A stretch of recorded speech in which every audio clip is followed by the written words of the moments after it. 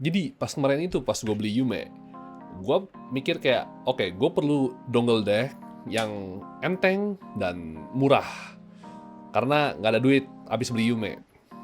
Tapi ada ini, tiba-tiba pas saat itu keluar Moondrop Click.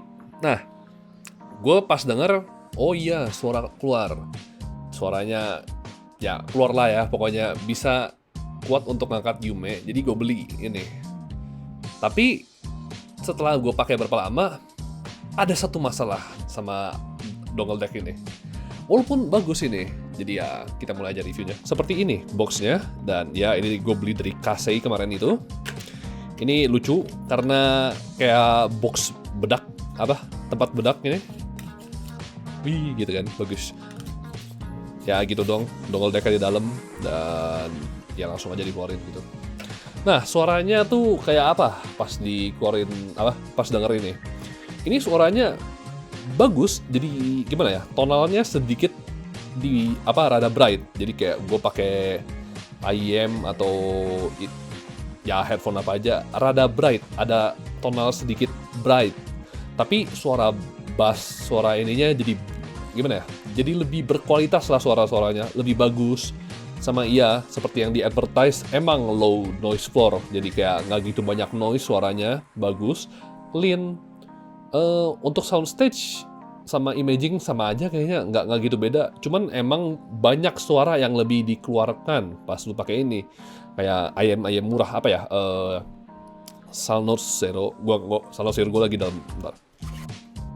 Kayak Salnor Zero gue, walaupun masih sedikit muddy bassnya, tapi udah sangat nggak gitu berasa pas pakai Moondrop Click.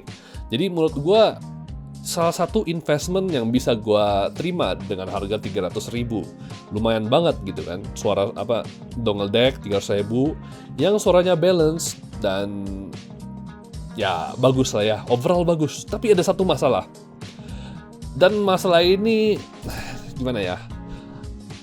ASMR dan lagu-lagu yang sangat lambat dan pelan. Kenapa masalah itu?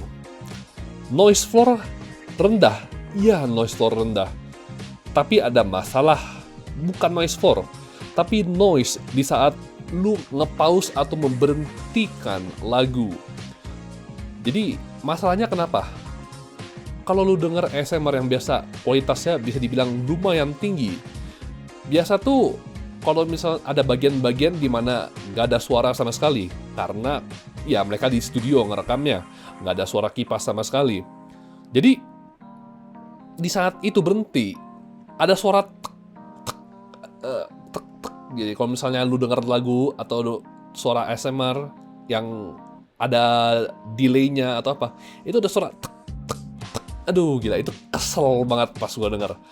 Maksudnya bagus, cuman kalau misalnya buat dengerin musik yang pelan dan ada waktu di mana nggak ada suaranya, ada suara tek gitu, jadi kayak mengeluarkan lu dari experience itu.